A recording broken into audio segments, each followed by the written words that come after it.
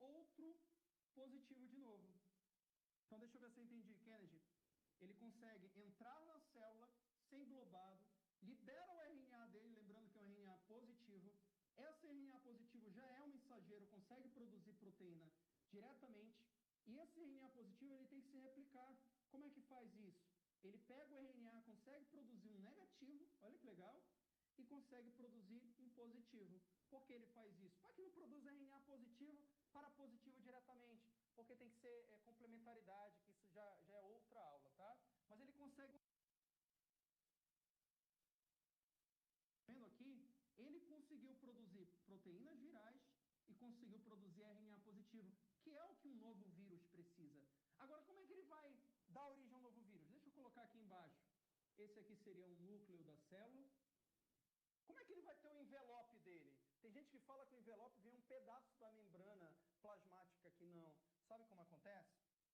Essas duas estruturas aqui, ó, essas duas estruturas, elas vão entrar numa organela, que eu vou mostrar aqui para vocês, olha, que ela é chamada de retículo endoplasmático rugoso. Galera, já ouviram falar dela? Então, essas proteínas, elas vão para o retículo endoplasmático rugoso, proteínas que são formadas aqui, formaram a replicação. E o retículo endoplasmático rugoso, um pedaço da membrana dele, que é lipoproteica, é ele que vai ser um novo envelope desse novo vírus. Então, pode ver que o vírus ele utilizou de coisas que já existem dentro da célula para produzir um novo vírus. Então, ele começa aqui, ó, a se enrolar no retículo endoplasmático. Olha, esse aqui era o retículo endoplasmático. Começa a se enrolar, vai ter proteínas aqui dentro. E esse RNA mensageiro aqui, mensageiro positivo que foi formado,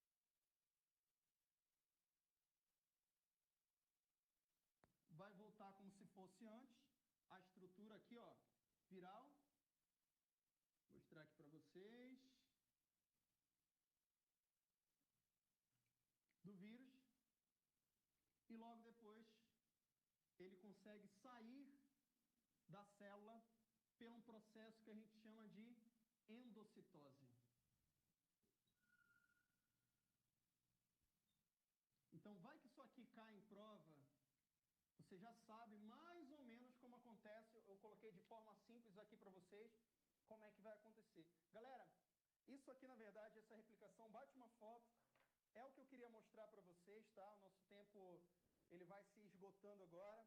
Mas o mais importante agora, eu queria deixar para vocês que é para a gente ficar em casa. Fica em casa agora nesse momento, saindo da frente para você bater um print de novo. E estuda, resolve muito exercício. E eu espero vocês no meu canal, que é o Bioexplica. Procura lá nas redes sociais, Kennedy Ramos. Até a próxima. Tchau, tchau.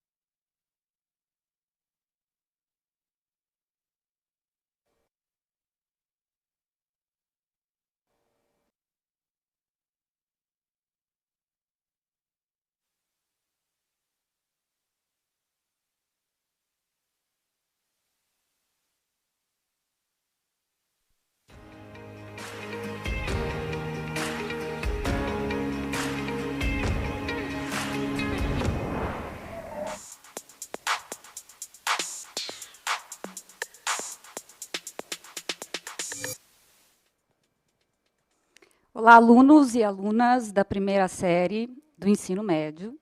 Eu sou a professora Clarissa, professora de História.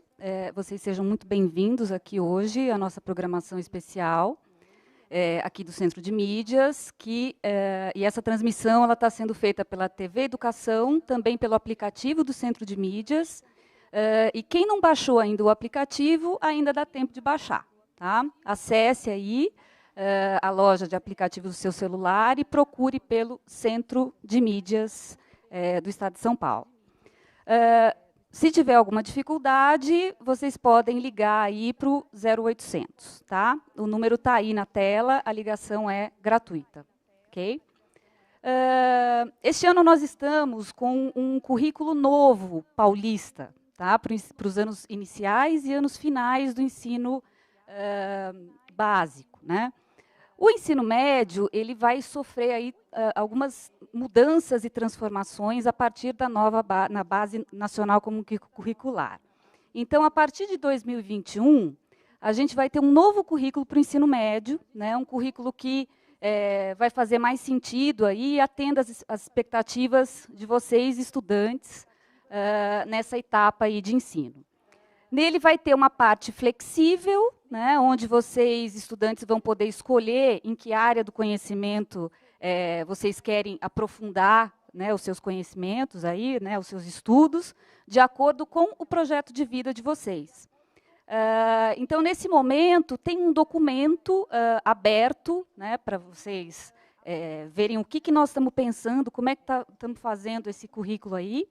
Né, e a gente está pedindo para vocês contribuírem e participarem, né, junto com os professores, comunidade, para observarem a consulta pública. Hoje é o último dia, né, e contribuírem com a gente para esse novo ensino médio aí. Tá? Vai ter um questionário lá para vocês, estudantes, e a gente quer ouvir vocês para que juntos a gente possa construir as novas diretrizes aí do ensino médio. Hoje a nossa aula vai ser de história, né, como eu já falei, e o tema é pré-história e história. É possível fazer esse recorte temporal? Para dar aula para vocês hoje, a gente tem aqui a professora Luíse Coutinho de Oliveira, que vai contar aí mais para a gente sobre essa temática. Obrigada, Clarissa. Alunos do primeiro ano do ensino médio, muito boa tarde para vocês. Eu sou a professora Luíse Coutinho, vou ministrar a aula de hoje. E como a Clarissa disse, a nossa aula já começa com uma pergunta. Pré-história e história. É possível fazer esse recorte temporal? Ou seja, é possível separar uma coisa da outra? Então, vamos lá. A gente vai começar a nossa aula de hoje já observando uma linha do tempo. Está na tela, pessoal. Então, olha aí. Nós temos essa linha do tempo, pré-história e história. Observem todos os elementos, pessoal, da nossa linha do tempo aí. Nós temos muitas informações escritas, nós temos imagens, e eu gostaria que vocês observassem o máximo possível todos os detalhes, porque vai ter uma perguntinha aí que vai estar ligada a essa imagem que vocês estão observando agora. A gente pode deixar uns 30 segundinhos? Pode.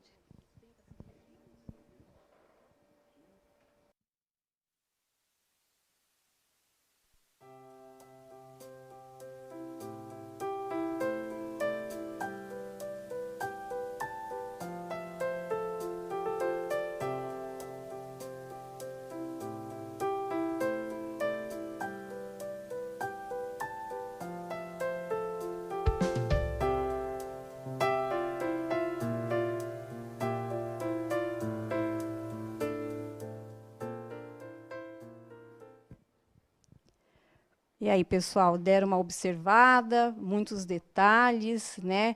Ali nós temos vários feitos da humanidade, desde os tempos lá de antes da era cristã até a era mais moderna, mais contemporânea, né? Muitas realizações, muitos feitos dos seres humanos aí, tá? Mas é importante a gente ter em mente que a história ela é construída pelo próprio homem, pela ação do homem na natureza. E a gente tem que lembrar disso, porque a nossa discussão vai passar por essa questão. Vamos passar para o próximo slide? Uma perguntinha para vocês irem refletindo para construirmos juntos esse conceito. Tá? O que significa pré-história? Então, olha só, gente, esse termo pré-história, quando a gente fala de pré, a gente está falando de alguma coisa anterior, antes, né? Igual quando a gente fala assim, pré-escola, né? Antes da escola de verdade. Então, às vezes, a gente pensa que esse termo pré-história é antes da história de verdade, ou seja, antes da narrativa oficial da história dos seres humanos. Mas será que é isso mesmo? Então, olha só, ao observar a linha do tempo, vocês vão anotar nos cadernos de vocês aí em casa alguns exemplos de coisas que os seres humanos desenvolveram na chamada pré-história. Então, lá na linha do tempo, nós tínhamos algumas imagens ali mostrando alguns desses feitos, né, Clarissa? Exatamente. Uma coisa importante que, eu não sei se vocês perceberam ali naquela... Logo, né, no título da linha do tempo, é que ele fala assim, linha do tempo eurocêntrica. O que será que isso significa? Né? Pensem um pouquinho aí para a gente fazer essa reflexão junto. Exatamente. Então, vamos prosseguir. Vocês já devem ter visto essa linha do tempo em alguma das suas aulas de história, né? Vamos relembrar aí, gravando a imagem mental, aí, recorrendo à imagem mental que vocês fizeram lá da nossa linha do tempo. Nós tínhamos uma divisão bem clara ali do que seria essa divisão, que estaria separando essa pré-história da história. Tá?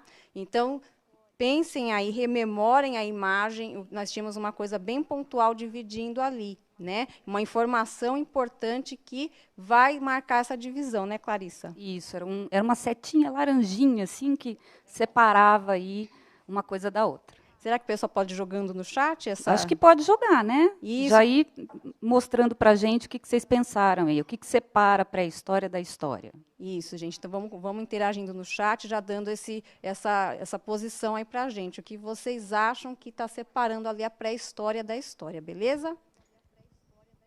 Então, olha só, a professora Clarissa falou agora há pouco uma palavrinha bem importante.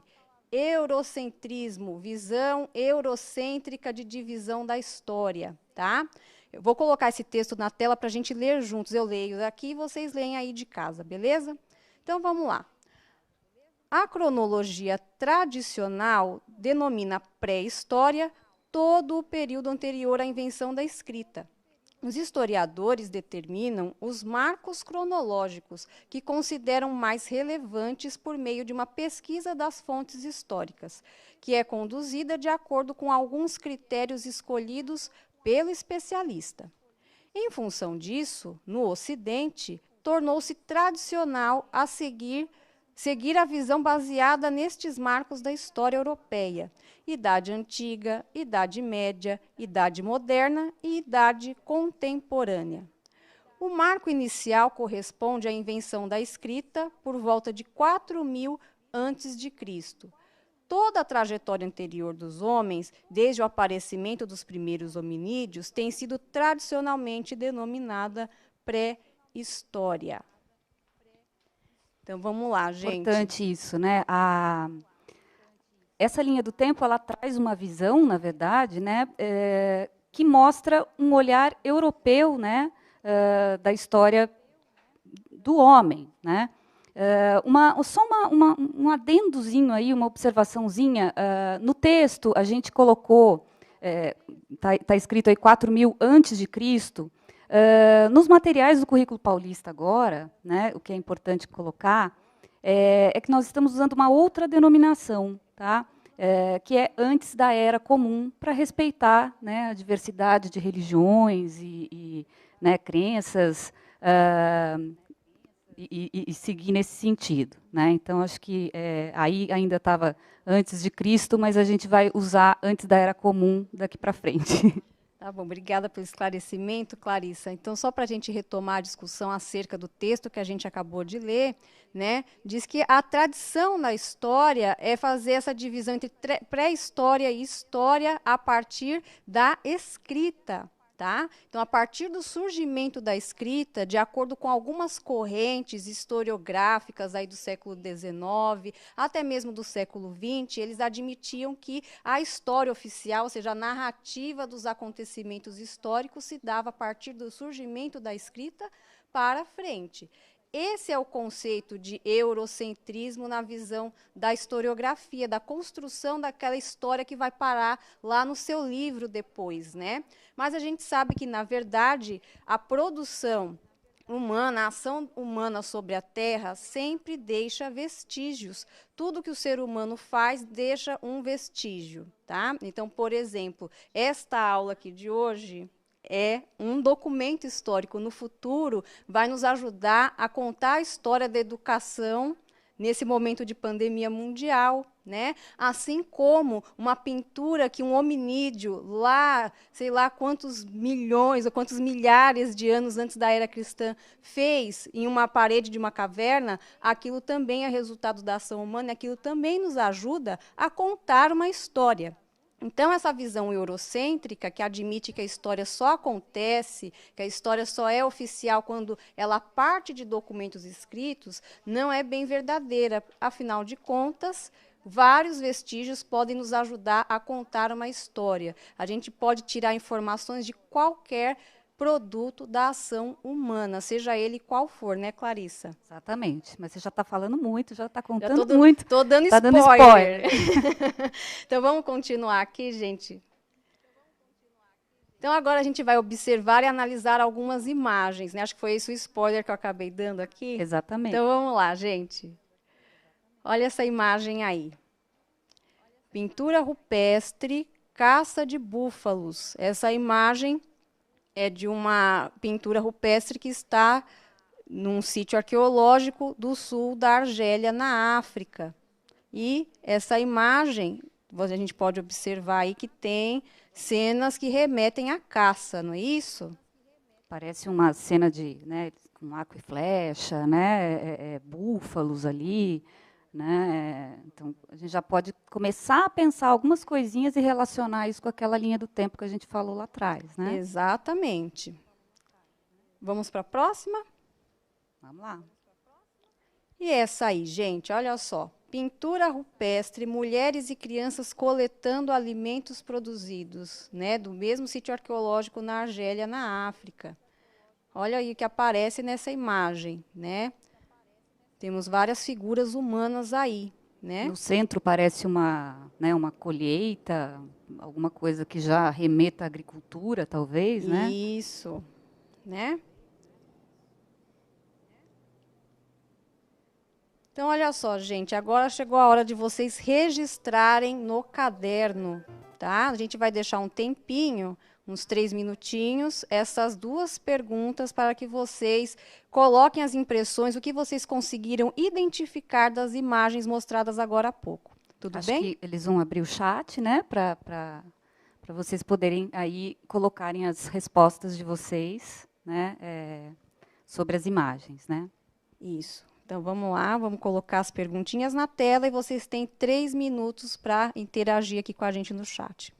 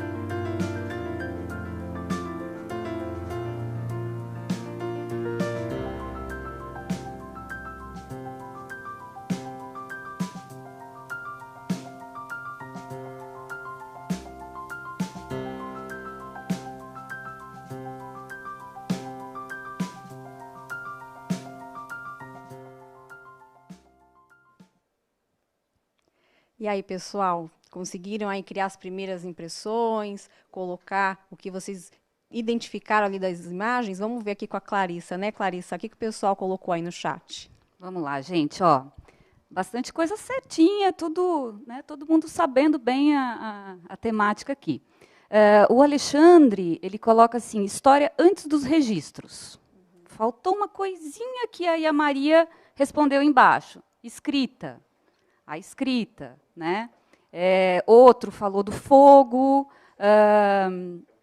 outro falou também a história antes dos registros, Homens da Caverna, e a grande maioria aqui, ó, Tiago, Michele, Carlos Eduardo, estão falando de, né, caçando, pinturas rupestres, né, representação de colheitas, né, na segunda imagem querendo coletar comida.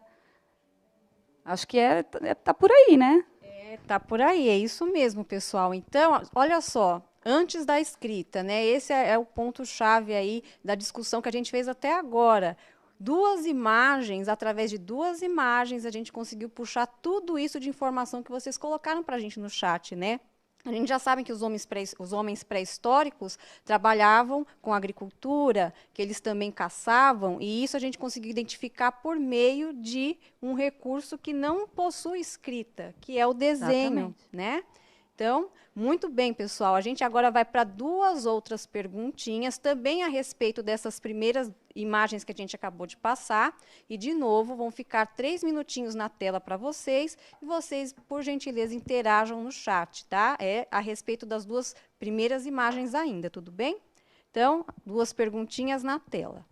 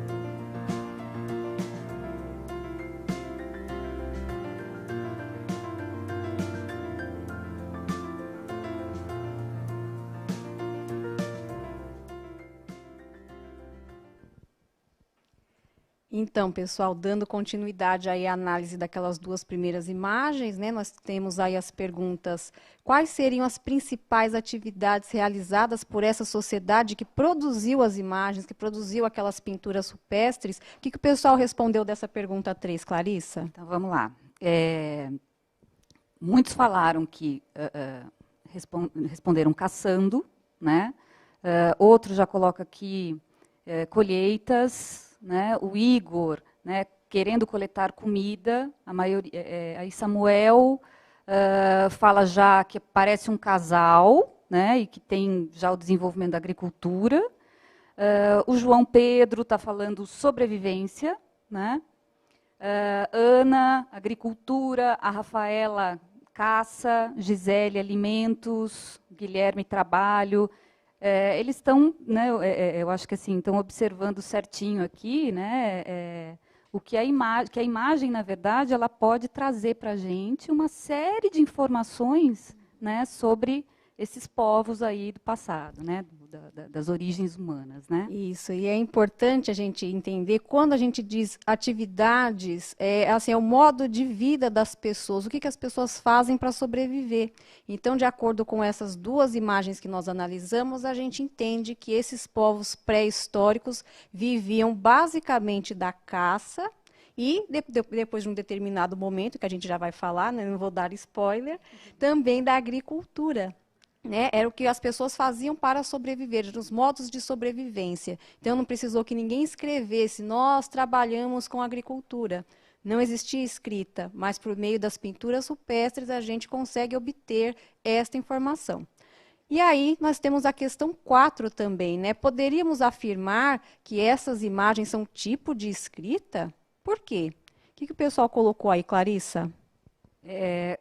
Justamente, né, disseram que sim, que é uma escrita, né, que é uma forma de entender aí como viviam, né, essa população lá no passado.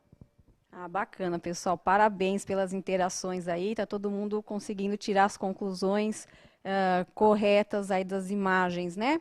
E falando em imagens, nós temos mais imagens para analisar. Então, vamos para o próximo slide.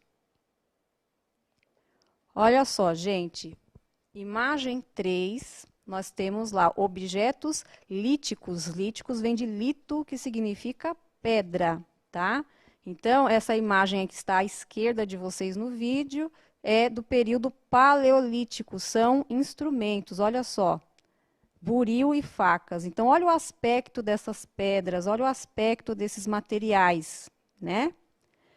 Lembrando, né, que a gente está falando vocês olharam lá na linha do tempo no comecinho, né, que falava de alguns períodos, né, da chamada pré-história. Então, o período paleolítico, neolítico e a idade dos metais, né? Então, se a gente observar, né, Luiz, as imagens, né, a gente vai ver que esses objetos de pedra, né, vamos dizer assim, eles já começam a ter uma mudança aí, né, no sentido até de tecnologias, né? Então, a primeira imagem é uma pedra lascada, né? A segunda imagem você já vê que é o neolítico, então você já tem o polimento da pedra, né? Exatamente, né? Então, a imagem aí, voltando para a tela, por gentileza, a imagem à direita, que é a imagem 4, está lá, objetos do período neolítico, né?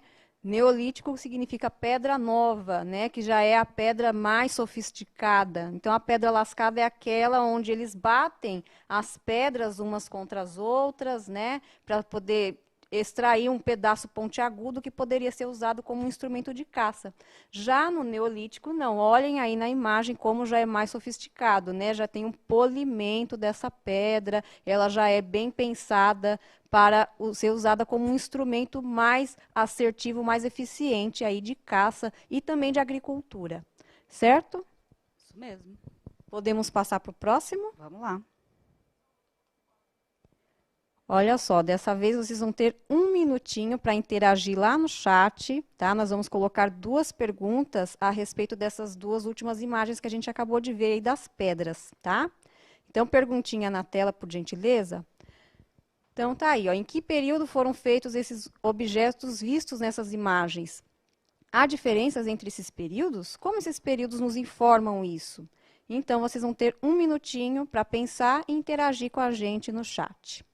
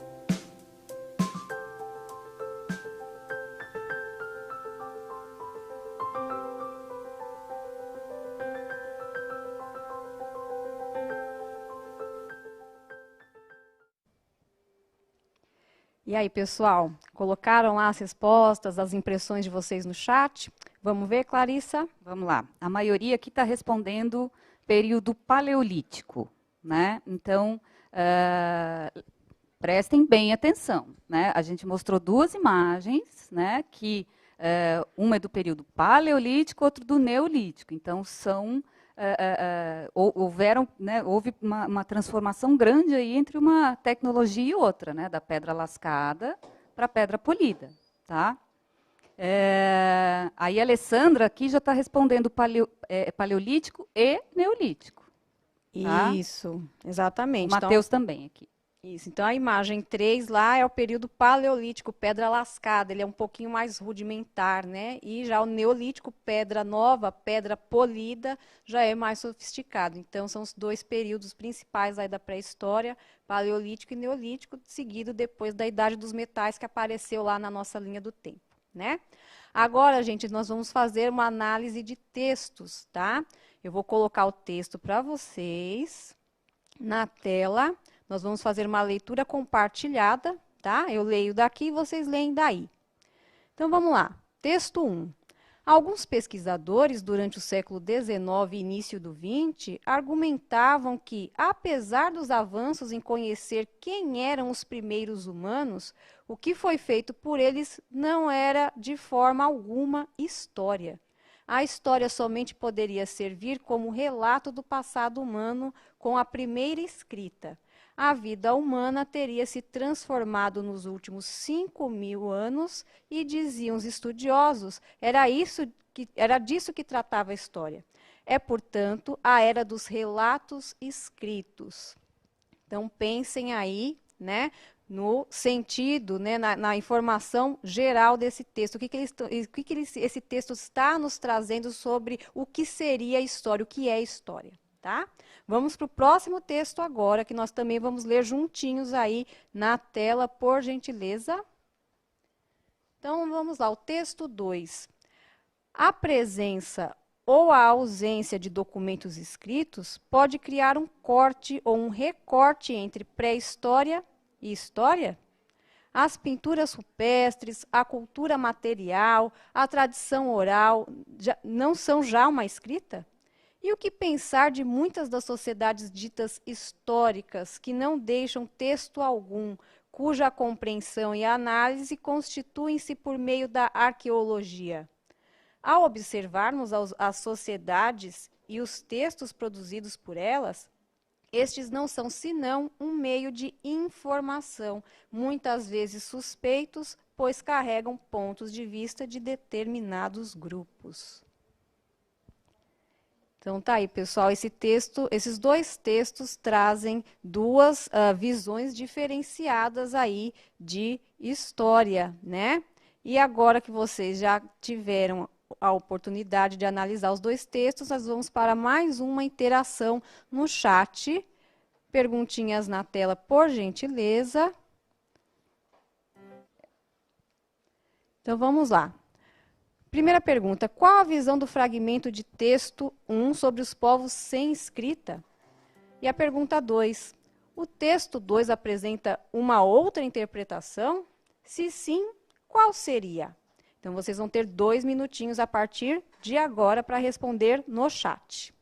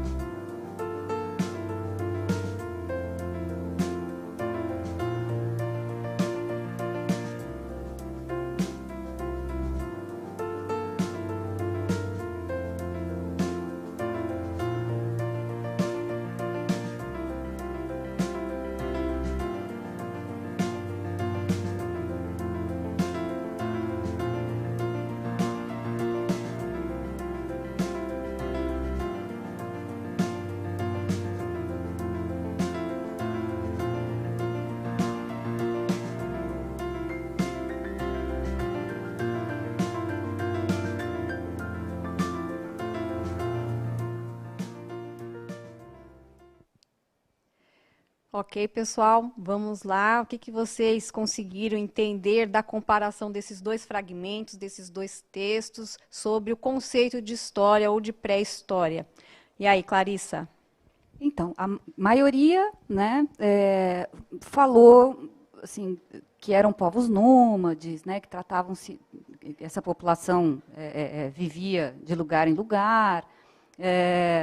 Falaram também, né, a questão da escrita, então como a escrita dividiu aí a história, né? Eu acho que o documento 1, né, o fragmento 1, é um fragmento que traz uma visão de história, né, que é justamente o que a gente está tentando construir aqui, né? Que a ideia de pré, né, o antes da história, não existe. A gente, inclusive, tem que mudar esse termo, né, a respeito da temática e falar a origem dos homens, né? Porque todos os vestígios deixados pelos homens é história, né? Desde que o homem surgiu, já é história, né? E isso que o documento 1 tá falando, né? Falando, não, sem escrita não tem história, né? E o documento 2 está falando, não, a gente tem a pintura rupestre, a gente tem a cultura material, a gente tem uma série de coisas que eu posso resgatar lá e entender como é que essas pessoas viviam. Exatamente, perfeito. Então, pessoal, eu gostaria de já propor para vocês a atividade final da nossa aula. Perguntinha na tela, por gentileza. Então, assim, a primeira questão que nós levantamos era justamente essa. É possível fazer esse recorte, ou seja, essa separação entre história e pré-história? Então, fica aí como uma atividade complementar para vocês apresentarem aí para os colegas de vocês, para os professores, através da plataforma que a sua escola decidiu utilizar nesse período de afastamento social, né? É um artigo de opinião. Tá? Vocês vão fazer um artigo de opinião com esta pergunta, respondendo a essa pergunta, né? Pré-história e história, é possível fazer esse recorte temporal? Então, façam com base em tudo que nós aprendemos hoje. Muito obrigada, gente. Muito obrigada. Até a próxima. Tchau.